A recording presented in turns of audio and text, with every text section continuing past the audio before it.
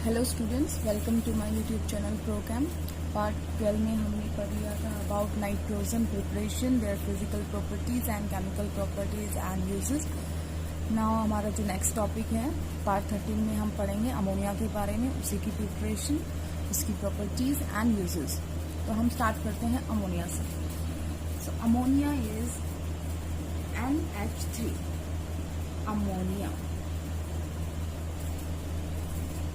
अब ये जो अमोनिया होता है ये हमें थोड़ी थोड़ी मात्रा में कहाँ मिल जाता है? हवा में और मिट्टी के अंदर। कैसे मिल जाता है? क्योंकि जो ऑर्गेनिक मैटर है, जैसे प्लांट है वो डेड हो गया, मिट्टी में दब जाएगा, थोड़े दिन बाद उसका खाद बनना शुरू हो जाएगा। और जो नॉर्मल खाद होता है आपने सुना होगा, यूरिया बोलते हैं उसको। क्या फॉर्मूला होता है उसका? NH2CO NH2, यही होता है यूरिया का फॉर्मूला। अब यूरिया में जब पानी डलेगा और ये दोनों मिलेंगे, सॉल्युबल बन गया, सॉल्यूशन बन जाएगा, और आखिर में इन सबका कोई कॉम्प्लेक्स बनके आखिर में जो बाई प्रोडक्ट निकलेगा उसमें NH3 होगा, ये NH3 निकल गया, CO2 निकल जाएगी, और बाकी H और O बनेगा, उनसे हमारा H2O निकल जाएगा। तो हम बाद में बैलेंस देख लेंगे, वो कोई दिक्कत नहीं है। लेकिन हमने यहाँ से ये बताया कि हमारी जो मिट्टी है उसमें भी हमें अमोनिया मिल जाता है। लेकिन अब हमें अगर लैब में प्रिपेयर करना हो या कमर्शियल लेवल पे प्रिपेयर करना, तो हम कैसे करेंगे? सबसे पहले हम लैब प्रिपरेशन की बात कर रहे हैं।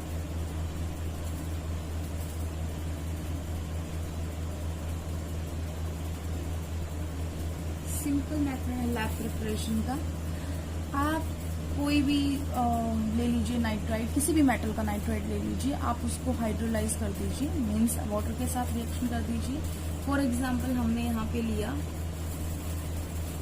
हमने कहा कि हाइड्रोलिसिस करना है किसका? मेटल के नाइट्राइड्स का। हमने यहाँ पे लिया मान लो मैग्नीशियम, और ये हमने नाइट्रोजन। इसकी वैलेंसी कितनी होती है? 2, नाइट्रोजन की होती है 3, दोनों बराबर नहीं है, तो इसकी इससे गुना हो जाएगी 2, उसकी इससे गुना हो जाएगी Mg3N2। ये बना हमारा कंपाउंड मैग्नीशियम नाइट्राइड। इसको हमने वाटर के साथ रिएक्शन करवाया। अब जैसे रिएक्शन करवाएंगे क्या होगा? देखो, वाटर को हम कैसे लिख सकते हैं? H और OH में लिख सकते हैं ना, हमने लिख लिया। अब N तो जाएगा H के साथ और ये जाएगा OH के साथ, तो ये तो क्या बन गया? मैग्नीशियम हाइड्रोक्साइड, और ये क्या बन जाएगा हमारा? NH3। बाकी आप बैलेंस खुद कर सकते हैं। यहाँ पर 3 मैग्नीशियम है तो इसको बढ़ाने के लिए आप 3 लगाएंगे, और यहाँ पे 2 नाइट्रोजन है तो आप इसको बैलेंस करने के लिए 2 लगाएंगे, तो ऑटोमेटिकली वाटर और यहाँ पर हो जाएगा हमारा 6। अभी बैलेंस है। इसी तरीके से हम किसी दूसरे का भी कर सकते हैं। फॉर एग्जाम्पल हमने मैग्नीशियम लिया, मैग्नीशियम से अगला ही हमारे पास कौन होता है?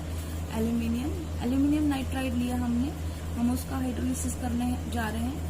एल्यूमिनियम की वैलेंसी भी 3 होती है, नाइट्रोजन की वैलेंसी भी 3 होती है, दोनों इक्वल होती है, तो हमारा फॉर्मूला चेंज नहीं होगा। ऐसे कैसे रहेगा? अब यहाँ पर भी वही फंडा है कि ये H और OH से बना हुआ है, H इसके साथ चला जाएगा, OH इसके साथ चला जाएगा, ये बन जाएगा हमारा एल्यूमिनियम हाइड्रोक्साइड, प्लस में हमारे पास आ गई अमोनिया। अब आप इसको बैलेंस कर लीजिए, देख लीजिए बैलेंस की कहाँ पर कितनी जरूरत है। नाइट्रोजन 1 है, नाइट्रोजन 1 है, एल्यूमिनियम 1 है, तो बस ये आपके हाइड्रोजन बैलेंस नहीं है, ये हमने कर लिए हैं। कितने बैलेंस करने हैं हमने?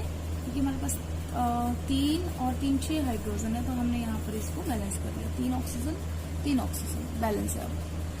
अब बात कर रहे हैं, ये हमने बना दी। एक बहुत स्टेप जरूरी होता है, वो होता है कि बनाने के बाद ड्राई करना होता है हमें अमोनिया गैस को।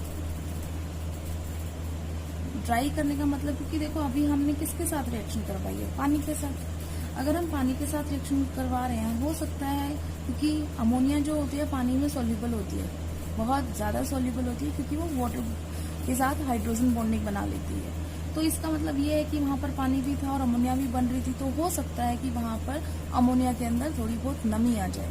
तो हमारा जो इसके बाद बनाने के बाद जो स्टेप होगा वो होगा ड्राइंग ऑफ अमोनिया गैस। वो हम किससे करेंगे? तो आप क्विक लाइम जानते हैं, क्विक लाइम से कर दीजिए इसको। क्विक लाइम जो होता है एब्जॉर्ब कर लेगा वाटर को, ये आपका फॉर्मूला होता है क्विक लाइम का। क्विक लाइम पानी एब्जॉर्ब कर लेता है और आपको पता है क्या बन जाता है? स्लिक्ड लाइम। उसकी तो प्रॉब्लम सॉल्व हो गई ना, पानी तो इसने ले लिया, तो ये क्या हो जाएगी? ड्राई हो जाएगी। तो ये हो गई हमारी लैब प्रिपरेशन। अब बात करते हैं हम कमर्शियल लेवल पे कैसे प्रिपेयर करते हैं। कमर्शियल लेवल पे मतलब इंडस्ट्री वगैरह में अगर अमोनिया बनानी हो तो हम कैसे करेंगे। कमर्शियल लेवल पे है, मैन्युफैक्चर कर रहे हैं हम, तो वहां पर जो प्रोसेस का स्पेशल नाम है, आपने बहुत बार सुना भी होगा, हैबर्स प्रोसेस के नाम से। आपके इक्विलिब्रियम चैप्टर में बहुत बार आया था, थोड़ा बहुत हम यहाँ पर भी पढ़ेंगे उसे। और वही चीज पढ़नी है आपने अभी। नाइट्रोजन, हाइड्रोजन गैस, और ये दोनों जो होते हैं मिलते हैं और क्या बना देते हैं, अमोनिया। बैलेंस करेंगे तो ये हो जाएगा हमारा 2, और ये बैलेंस हो जाएगा, ये हमारा हो जाएगा 3। ये जो मैंने साइन बनाया है, ये इसका मतलब है कि rate of forward reaction is equal to rate of backward reaction. इसका मतलब जो ये रिएक्शन होती है दोनों तरफ होती है, फॉरवर्ड भी होती है और बैकवर्ड भी होती है। तो ये जो साइन होता है ये इक्विलिब्रियम के लिए होता है। This sign represents that equilibrium is existing between this two reactions. Reactant is converting into product and product is converting into reactant. अब जो ये रिएक्शन है, इसका जो डेल्टा एच का साइन है वो नेगेटिव है। नेगेटिव का मतलब क्या होगा, ये एक एक्सोथर्मिक रिएक्शन है। एक्सोथर्मिक रिएक्शन का मतलब क्या होता है, एक्सो मीन्स आउट, थर्म मतलब हीट। इसका मतलब वह रिएक्शन जिसके अंदर जो हीट है, ऊष्मा है, वो बाहर निकल जाए। इसका मतलब यहाँ पर अगर ये रिएक्शन हो रही है तो फॉरवर्ड रिएक्शन अगर होगी तो डेल्टा एच इसका क्या हो गया, नेगेटिव। बैकवर्ड के लिए उल्टा हो जाएगा, वो क्या हो जाएगा, पॉजिटिव। और हमें तो अमोनिया बनानी है ना, तो हमें तो फॉरवर्ड से मतलब है। तो फॉरवर्ड रिएक्शन जो है वो हमारी डेल्टा एच नेगेटिव रख रही है। इसका मतलब एक्सोथर्मिक रिएक्शन है, टेम्परेचर बढ़ रहा है। जैसे आप चूने को पानी में डाल देते हो, इसी क्विकलाइम को पानी में डाल देते हो, तो ये भी एक्सोथर्मिक रिएक्शन है, मटका गर्म हो जाता है। उसी तरीके से यहाँ पर भी थोड़ी सी हीट निकल रही है तो वो ऊष्मा गर्म कर रही है इन्वायरमेंट। अब बात कर रहे हैं कि हमें तो यहाँ से अमोनिया बनाना है, हमें हम बनाना है, इसका मतलब हमें इक्विलिब्रियम नहीं चाहिए। इक्विलिब्रियम का मतलब तो ये होगा जितना बन रही है उतनी वापस खर्च हो रही है। हमें तो अमोनिया चाहिए।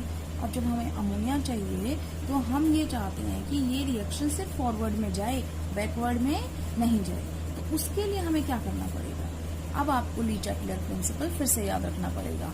क्या था ली चाटलियर प्रिंसिपल, याद करें एक बार। आपने ये प्रिंसिपल पढ़ा था 11th क्लास में इक्विलिब्रियम चैप्टर के अंदर, थोड़ा बहुत याद हो आप लोगों को। ली चाटलियर प्रिंसिपल क्या था कि जब हम इक्विलिब्रियम वाली रिएक्शन को किसी भी तरीके से नुकसान पहुंचाना चाहते हैं, वो अपने नुकसान को वापस कर लेती है। इसका मतलब अगर मैं इसके इक्विलिब्रियम को किसी तरीके से बिगाड़ दूं तो ये खुद इस डायरेक्शन में चलने शुरू हो जाएगी, जिसकी वजह से वो जो प्रॉब्लम क्रिएट हुई है वो खत्म हो जाए।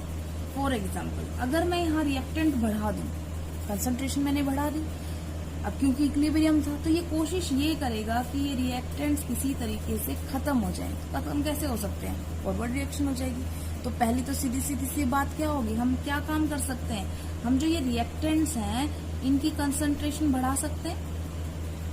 अब जैसे ही हमने रिएक्टेंट्स की कंसंट्रेशन इंक्रीज की, कंसंट्रेशन अगर हम बढ़ाएंगे तो ऑटोमेटिकली वो घटाने की कोशिश करेगा, तो हमारी अमोनिया बननी शुरू हो जाएगी। फर्स्ट पॉइंट क्लियर है कि रिएक्टेंट्स की कंसंट्रेशन बढ़ानी है। दूसरा पॉइंट, अगर मैं प्रोडक्ट की कंसंट्रेशन कम कर दूंगी। दूसरा पॉइंट क्या कह रही हूं मैं, कि प्रोडक्ट की कंसंट्रेशन कम कर दो। अब अगर मैंने ये हटा दी, मतलब ऐसे कर रखा है कि बस रिएक्टेंट तो डाले जा रहे हैं हम और इस प्रोडक्ट को निकाले जा रहे हैं, जैसे निकालेंगे तो यहाँ पर हो गई कमी, तो रिएक्शन उस साइड होना शुरू हो जाएगी, जिसकी वजह से ये बनना शुरू हो जाए, इसकी कंसंट्रेशन इंक्रीज होना शुरू हो जाए। तो अब ये इंक्रीज कैसे होगी, जब ये खर्च होंगे, तो इससे भी क्या हो गई, फॉरवर्ड रिएक्शन हो गई। ये तो कर लेते हैं, फिर भी कुछ और भी हम कर सकते हैं। कैसे, देखो डेल्टा एच का साइन नेगेटिव है फॉर दिस रिएक्शन, फॉरवर्ड की तरफ। इसका मतलब हीट पहले ही क्या हो रही है, बाहर निकल रही है। अब इसका मतलब तापमान तो यहाँ पे बढ़ रहा है, तो हम बताओ क्या करना चाहिए हमें, हम तापमान बढ़ा दें या तापमान घटा दें। यहाँ पर हीट निकल रही है, ये रिएक्शन हो रही है, तब ये हीट निकल रही है। अब हीट निकल रही है, इसका मतलब तापमान ऑलरेडी बढ़ रहा है। तो आप ऐसा करो ना कि तापमान ठंडा कर दो, तो ये रिएक्शन होती रहेगी, गर्म होता रहेगा, हीट निकलती रहेगी। लेकिन अगर आपने टेम्परेचर इंक्रीज कर दिया तो रिएक्शन ऐसी जगह जाएगी ताकि टेम्परेचर ठंडा होना शुरू हो जाए, बैकवर्ड रिएक्शन हो जाएगी। हमें तो क्या चाहिए, हमें तो फॉरवर्ड चाहिए। तो एक्सोथर्मिक रिएक्शन है, इस वजह से इसका टेम्परेचर क्या होना चाहिए, दैट शुड बी लो। तो ये फेवर करेगी कि लो होगा तो वो कोशिश करेगी कि हाई में ले जाए उसे, ठीक है। इक्विलिब्रियम उस साइड में शिफ्ट होना शुरू हो जाएगा जिस साइड से टेम्परेचर हाई में जाए, और हाई में जब जाएगा जब ये एक्सोथर्मिक रिएक्शन होगी। इस वजह से हमने अमोनिया बनाना शुरू कर दिया।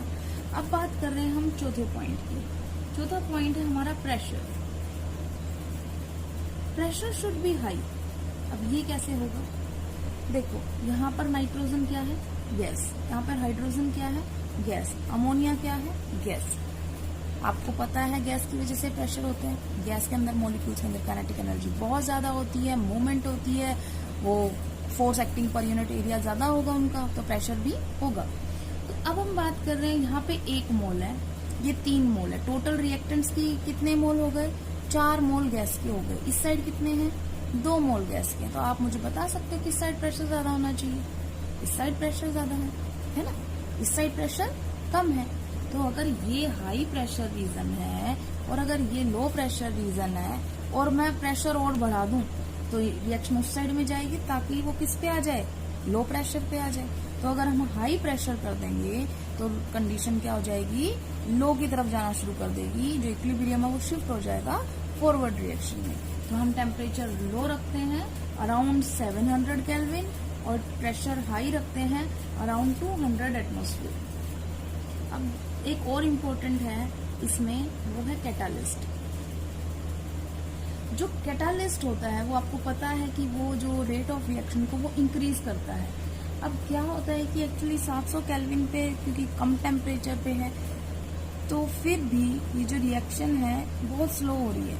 अगर हम उसे इन्हांस करना चाहते हैं, उसकी रेट ऑफ रिएक्शन को इंक्रीज करना चाहते हैं, हम कैटालिस्ट यूज करेंगे। यहाँ पर जो कैटालिस्ट यूज हो रहा है वो हो रहा है आयरन ऑक्साइड, प्लस में उसमें थोड़े बहुत ट्रेसेस के अंदर पोटेशियम का ऑक्साइड भी होता है, प्लस में एल्यूमिनियम का ऑक्साइड भी थोड़ा बहुत होता है। ज्यादा अमाउंट में तो आयरन ऑक्साइड ही होता है।